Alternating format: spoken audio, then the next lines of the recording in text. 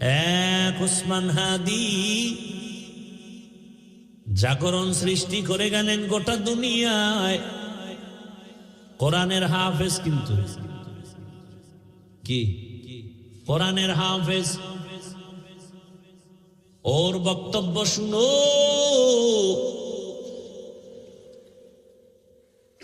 রাম বাম নাস্তিক সব হাদিকে নিয়ে কথা বলতো, টকশোতে কথা বলতো, কিন্তু বুঝতো না এই হাদির মধ্যে ঈমানের নূরের ঝংকার বাজতেছে।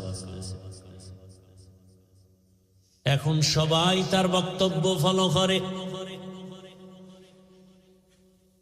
টাকার কারণে হাদির এত সম্মান না, বরং হাদিরে সবাই টাকা দেয়, ইচ্ছা করে টাকা দেয়। রাস্তায় হাতে একজনে 50,000 টাকার বান্ডিল দিছে, আমি বানায় করতেছি কিনা।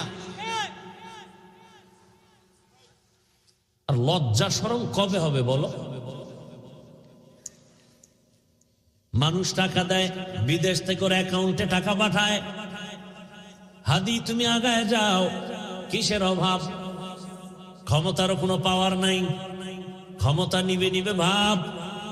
সংসদ ভবনে যাবে, গোটা জাতির কল্যাণে কথা বলবে, জিন্দা অবস্থায় যেতে পারে নাই, লাশ সংসদ ভবনে চলে গেছে।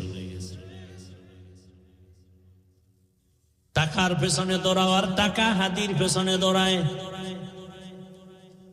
ক্ষমতার পেছনে দৌড়াও আর ক্ষমতা বারবার হাদির পা চুম্বন করেছে। গোটা দুনিয়ার কেউ নাই যার চোখ পড়ে নাই, সবার মাথা গরম। বড় বড় রাখব বোয়ালের টাকায় কিনা যায়, হাদিরে টাকায় কিনা যায় না।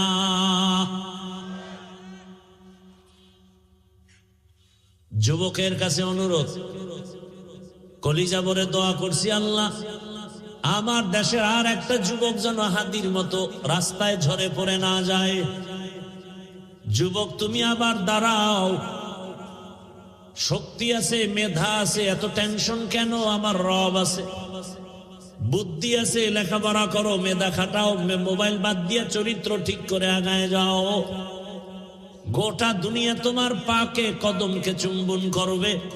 এক একটা যুবককে বলবো তুমি এক একটা হাদি হয়ে নতুন করে আবার দাঁড়িয়ে যাও।